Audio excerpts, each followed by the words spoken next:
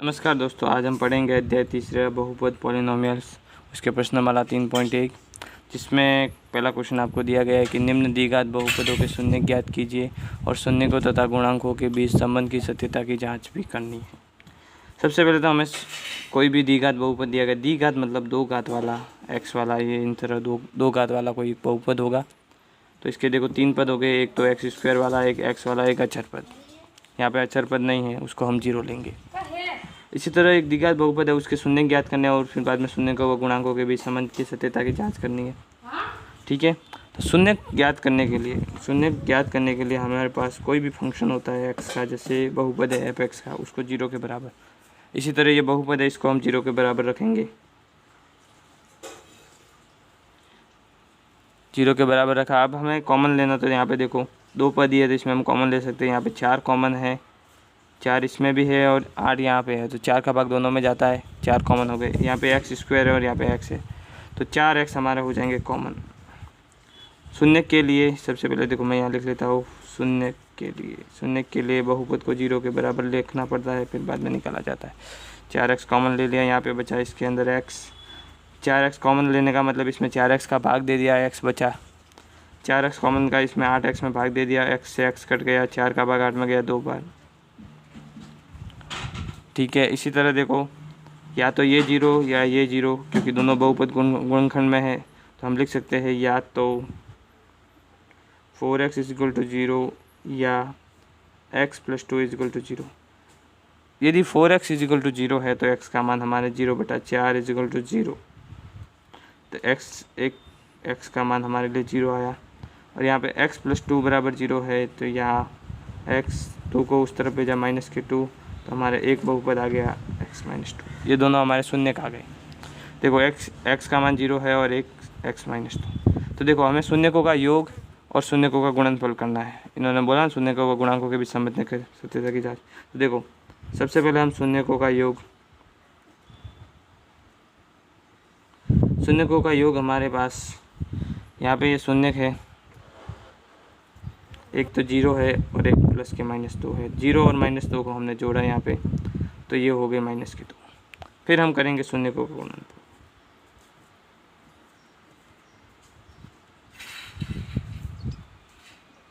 एक हमारे पास शून्यक है 0, एक है -2, और -2 का किसी के साथ भी गुणा करो 0 ही होता है। हमारे पास शून्यकों का योग आया -2 और शून्यकों का गुणनफल कितना है 0। अतः हमें संबंध की सत्यता की जांच करने के लिए, ये तो हमने शून्य ज्ञात किए और उनको योग और गुणनफल निकाला। अब हमें समीकरण से करना था। देखो समीकरण से हमारे पास 4x² + 8x है, तो द्विघात बहुपद या द्विघात मानक द्विघात का मानक बहुपद होता है ax² + bx + c से तुलना करने पर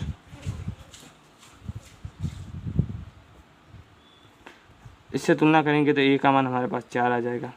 इसी तरह b से तुलना करेंगे तो b का मान हमारे 8 आ जाएगा। c यहाँ पे पद ही नहीं है, तो c का मान हमारे लिए 0 आ जाएगा। इसी तरह समीकरण से देखो शून्यकों का योग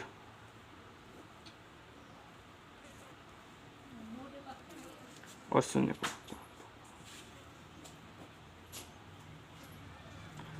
देखो समीकरण से शून्यकों के योग के लिए सूत्र होता है हमारे पास -b, जो हमारे पास -8 है, a हमारे पास 4 है, इसका भाग इसमें गया -2। इसी तरह यहाँ पे होता है शून्यकों का गुणनफल c/a। c का मान हम इसके लिए 0 है और a का मान 4। तो देख सकते हैं, देखो शून्यकों का योग हमने मूल शून्यकों से ज्ञात किया था -2, और समीकरण किससे ज्ञात किया था -2। शून्यकों का गुणनफल हमने इससे शून्यकों से ज्ञात किया था 0, और समीकरण से किया था 0। दोनों ही पदों पर मान हमारे क्या आ रहे हैं, समान आ रहे हैं। अतः हम कह सकते हैं, इसके लिए हमने क्या लिखा है, ये हमने सत्यता की जांच कर ली है। ठीक है, ये हमने यहाँ पे सत्यता की जांच कर ली है, ये इसके शून्यक है। ठीक है, यहाँ पे हो गया, ये सत्यता की जांच हो गई।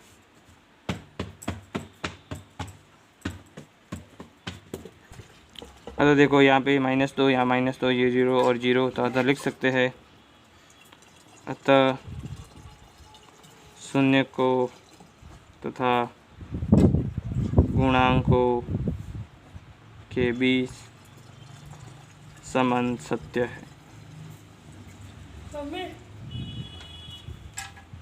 ठीक है, इसी तरह इसका सेकंड क्वेश्चन देखते हैं कि 4x² माइनस 4x प्लस 1, इसका भी देखो शून्य ज्ञात करने और फिर बाद में उनके बीच में सत्यता जांच करनी है। तो देखो यहाँ पे हम देखेंगे कि f(x) बराबर 0 है शून्य के लिए, हम f(x) 0 ले लेंगे तो इस समीकरण को 0 ले लेंगे।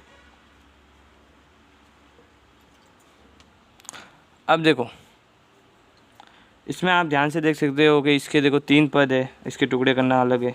तो देखो यहाँ पे सबसे पहला पद x² वाला और अचर पद, इन दोनों को कर लीजिए आप गुणा। 4 को 1 से गुणा किया, यहाँ पे 4 को हमने 1 से गुणा किया 4, यहाँ पे मैं लिख लेता हूँ साइड में कि 4 को 1 से गुणा किया 4 हो गया।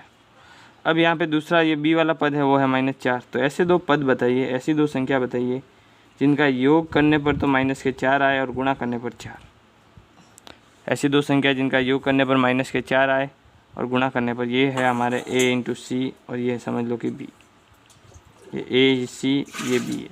तो गुणा करने का पर तो हमारे पास 4 आना चाहिए और उसका योग करने पर -4। तो हम लिख देते हैं कि -2 और -2। देखो -2 और -2 का गुणा करेंगे तो हमारे पास 4 आएंगे प्लस के, और जोड़ेंगे तो -4 आएंगे। तो अतः हम लिख सकते हैं यहाँ पे 4x² -2x -2x प्लस 1।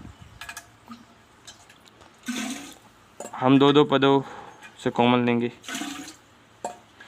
इन दोनों पदों में कॉमन देखते हैं तो हम यहाँ पे 2 है, यहाँ पे 4 है, 2 का भाग जाता है, और यहाँ पे x है, यहाँ पे x² तो 2x हमारे कॉमन आ जाएगा। 2x का हम 4x² में भाग देंगे तो 2x, और फिर बाद में यहाँ पे माइनस के माइनस, 2x का 2x में भाग देंगे तो 1, कॉमन लिया तो 1, यहाँ पे माइनस का माइनस लिख देंगे। यहाँ पे देखो 2x -1 आता है और यहाँ पे 2x + 1 है, और इन दोनों में कॉमन कुछ नहीं आता। कुछ अगर कहीं पे कुछ कॉमन नहीं आए तो हम एक कॉमन लेंगे। यहाँ माइनस हमने बाहर ले लिया तो ये हो जाएगी प्लस की संख्या, यहाँ पे प्लस है और यहाँ पे माइनस बाहर ले लिया। माइनस बाहर लेते हैं और अंदर प्लस वाली होती है तो निशान बदल जाते हैं, तो ये प्लस माइनस का हो जाएगा प्लस, क्योंकि वापस देखो अगर -1 को -1 से अगर गुणा करें तो प्लस के 1 ही होते। अगर नेगेटिव में है माइनस में लेते हैं तो अंदर वाली संख्या भी माइनस की हो जाती है, और माइनस की होती है तो प्लस की चेंज हो जाती है। अगर माइनस कॉमन लेते हैं तो अगले अंदर वाली संख्या के चिन्ह बदल जाते हैं। यहाँ बराबर 0 रखेंगे, 2x -1 2x -1। यहाँ पे देख सकते हैं कि इन दोनों के शून्य का हमारे समान ही आएंगे, या तो ये 0 या ये 0, दोनों समान ही है।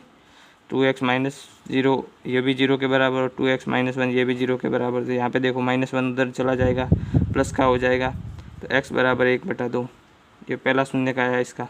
यहाँ पे भी -1 उस तरफ चला जाएगा, x बराबर 1/2, ये भी प्लस का आया 1/2, ये दोनों शून्य का आ गया। अब शून्यकों का योग व गुणनफल करना है, तो हम देखो यहाँ पे शून्यकों का योग,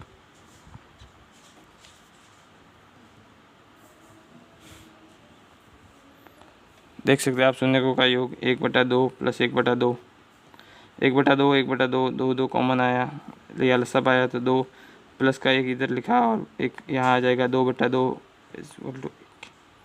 1/2 और 1/2 एक ही होता है, और हमने लसब लेकर किया तो 1 होता है। फिर शून्यकों का गुणनफल,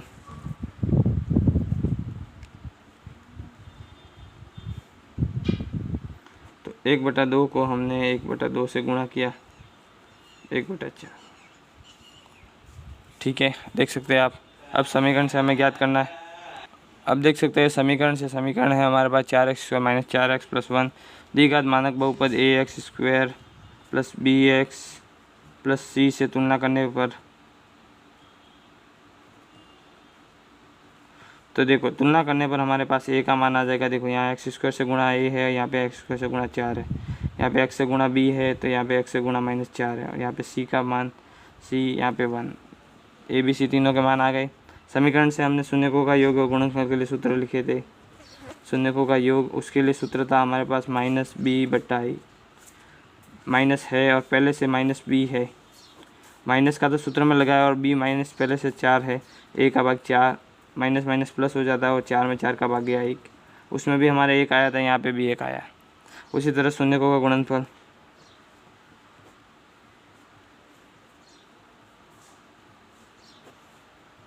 तो c बट्टा a होता है और c का मान 1 है और a का मान 4 है और 1/4 और 1/4 यहाँ पे भी है। अतः हम कह सकते हैं कि शून्य को व गुणांकों के बीच संबंध सत्य है। देखो यहाँ पे दोनों के मान समान आ रहे हैं, योग में 1 या 1, यहाँ पे गुणनफल 1/4 और 1/4, अतः शून्य को गुणांकों के बीच संबंध सत्य। इसी तरह नेक्स्ट थर्ड क्वेश्चन है हमारे पास 6x² - x - 2। इसके लिए भी देखो हमें वो जांच करनी है। तो देखो सबसे पहले तो मैंने यहाँ पे समीकरण ये दिया हुआ है, मैंने यहीं पे लिख लिया कि मानक बहुपद है, मानक द्विघात बहुपद ax² + bxc से तुलना करने पर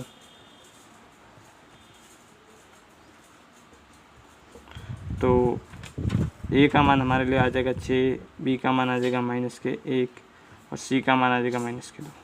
अब देखो a और c का गुणा किया हमने, 6 को -2 से गुणा किया तो हमारे पास -12 आए। यहाँ देख सकते हैं आप, यहाँ मैं लिख लेता हूँ कि a को c से गुणा किया, 6 को -2 से गुणा किया, -12, b का मान है हमारे पास -1। तो ऐसी दो संख्याएं कौन सी होगी जिनका गुणा करने पर -12 आए और घटाने पर -1 आए। ठीक है, तो हम जानते हैं कि देखो 12 के गुणनखंड में, देखो 12 के गुणनखंड है वो 1 होता है, 2 होता है, 3 होता है, 4 होता है, 6 होता है। तो इन गुणनखंडों में से 3 और 4 ऐसी संख्या है जिनका देखो घटाएंगे तो -1 आएगा, 3 में से 4 घटाए तो -1 और 3 को -4 से गुणा करें तो -12। अतः हमें 3 और 4 पद लेना है। तो यहाँ पे देखो, यहाँ पे सबसे पहले बहुपद के शून्य के लिए f(x) को 0, मतलब बहुपद को 0, ये बहुपद होता है द्विघात बहुपद, उसको 0 के बराबर, तो 6x² - x - 2 0 के बराबर लिख लेंगे। 3 और 4 हमने दिया था देखो, तो 3x में से हम 4x घटाएंगे तो -x बचेंगे और 3 को -4 से गुणा करेंगे तो -12। ठीक है, अतः हम दो पद लेने हैं, कॉमन लेने हैं। देखो 6 और 3 कॉमन होगा इसमें से, और x दोनों में 3x कॉमन ले लिया तो यहाँ पे 3 का भाग 6 में गया, 2 बार x से x कट गया, 1x, 3x से 3x प्लस के वन, -4x है, यहाँ पे 2 है, 2 ही कॉमन आएगा और -2, दोनों जगह माइनस है तो दोनों अंदर वाले प्लस के हो जाएंगे। 2 का भाग 4x में गया 2 बार, 2 का भाग 2 में गया 1 बार। इस तरह देखो ये मान भी बराबर आना चाहिए, तो 2x + 1 और 2x + 1 दोनों जगह बराबर आए तो एक तो पद हो जाएगा 2x + 1, दूसरा पद 3x - 2, तो यहाँ पे हो जाएगा 3x - 2। ठीक है, इसी तरह हम देख सकते हैं 3x - 2 हो जाएगा, तो हम कह सकते हैं कि या तो ये बराबर 0 है या 3x - 2 बराबर 0, या तो ये 0 या 0। बहुपद का गुणा 0 होना, दोनों बहुपद का गुणा 0 होने के बराबर है, दोनों का अलग अलग 0 होने के बराबर। यहाँ पे लिखेंगे तो देखो एक उस तरफ देंगे तो माइनस के हो जाएंगे, -1 और x बराबर -1/2, एक शून्य का आ जाएगा x बराबर -1/2। दूसरा शून्य हमारे पास 2x को उधर भेज देंगे, प्लस के हो जाएंगे और x बराबर 2/3, दूसरा शून्य हो जाएगा 2/3। इसी तरह दो शून्य का हमने योग किया और गुणनफल किया, तो शून्यकों का योग तो -1/2 प्लस के 2/3, ये माइनस के तो माइनस के रहेंगे। 2 और 3 का हमने लसअप लिया तो 6 होता है, 2 का भाग हमने 6 में दिया 3 बार, 3 को -1 से गुणा किया -3, 3 का भाग हमने 6 में दिया 2 बार और 2 को 2 से गुणा किया 4, 4 में से 3 गए हमारे, प्लस का 1 हो जाएगा बटा 6, ये हो जाएगा शून्यकों का योग। इसके अलावा हम शून्यकों का गुणनफल करेंगे,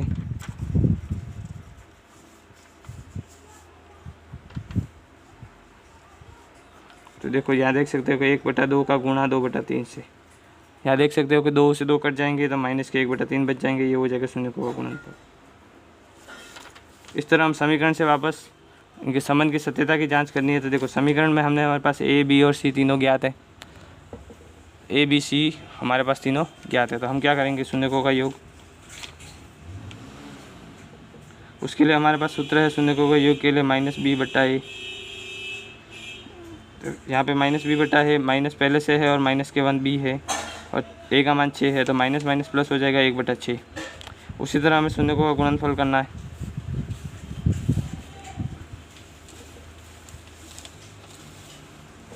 शून्यकों का गुणनफल के लिए c/a हमारे पास सूत्र है, c का मान हमारे -2 है और उसी तरह a का मान हमारे पास 6 है, 2 से 6 कट जाएंगे -1/3। तो आप देख सकते हो यहाँ पे कि देखो शून्यकों का योग हमारा उससे मान आया तो 1/6 है, यहाँ पे 1/6 और ये गुणनफल आया 1/3, तो यहाँ पे भी 1/3। अतः शून्यकों व गुणांकों के बीच में संबंध सत्य है, लिख सकते हैं हम। तरह नेक्स्ट हम चौथा क्वेश्चन देखते हैं कि एक्स स्क्वायर माइनस 15 इसके भी शून्य को और गुणांकों के भी संबंध की सत्यता जांच करनी है। सबसे पहले तो इसके देखो आप देख सकते हो कि इसके शून्य ज्ञात करने तो देखो एफ एक्स बराबर हम 0 के बराबर रख लेंगे। यहाँ पे बहुपद दो पदों वाला है, इसके शून्य ज्ञात करने आसान रहेंगे। तो देखो x square minus 15 equal to 0, 15 उस तरफ भेज देंगे तो देखो यहाँ पे प्लस के हो जाएंगे। फिर यहाँ पे स्क्वायर लगा हुआ है, स्क्वायर को हम हटाएंगे तो यहाँ पे अंडर रूट लग जाएगा और अंडर रूट के बाद में प्लस माइनस, तो हमारे पास दो शून्य आ जाएंगे, एक तो प्लस के 15 और एक माइनस के अंडर रूट 15। देख सकते हैं आप, प्लस के अंडर रूट 15 और माइनस के अंडर रूट 15। 15 को उस तरफ भेज देते तो प्लस के हो जाते और स्क्वायर हटाते तो प्लस माइनस अंडर रूट लग जाता है। ठीक है, 15 का अंडर रूट निकलता नहीं है इसलिए ठीक है, दो शून्य का आ गए। अब इन शून्यकों का योग करेंगे हम, शून्यकों का योग, शून्यकों का योग तो अंडर रूट के -15 एक प्लस के है और एक माइनस के 15 है, तो दोनों कट जाएंगे तो 0 हो जाएगा। फिर शून्यकों का गुणनफल, शून्यकों का गुणनफल हम देख सकते हैं, एक तो है हमारे पास प्लस के अंडर रूट 15, एक है माइनस के अंडर रूट 15। तो देखो अंडर रूट 15 और अंडर रूट 15 का गुणा तो 15 हो जाएगा, प्लस माइनस माइनस हो जाएगा, तो माइनस के 15 इसका गुणनफल आ जाएगा शून्य को। इसी तरह हमें वापस समीकरण से ज्ञात करना है, तो देखो समीकरण से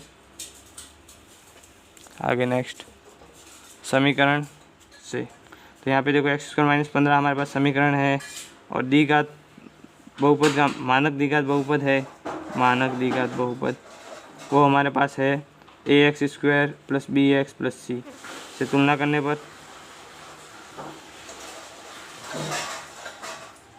तो देख सकते हैं आप एक्स स्क्वायर के साथ ए है तो यहाँ पे एक्स स्क्वायर के साथ कुछ नहीं है तो 1 हो जाएगा, एक्स वाला पद ही नहीं है इसमें तो ये लिखना भी नहीं है, तो बी बराबर 0 हो जाएगा और सी का मान हमारा हो जाएगा माइनस के 15। बी वाला पद नहीं है इसलिए 0 हो जाएगा और सी का मान -15 हो जाएगा। यहाँ पे शून्यकों का योग करना है,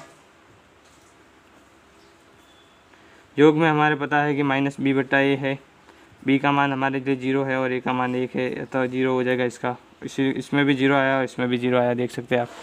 फिर हमें गुणनफल करना है, गुणनफल में हमारे पास सूत्र है सी बट्टा है, सी का मान हमारे लिए -15 है और ए का मान 1, अतः इस तरह -15 आ गया, तो देखो इसमें भी दोनों में समान आया, अतः हम कह सकते हैं कि शून्य का वो गुणांकों के बीच संबंध सत्य है।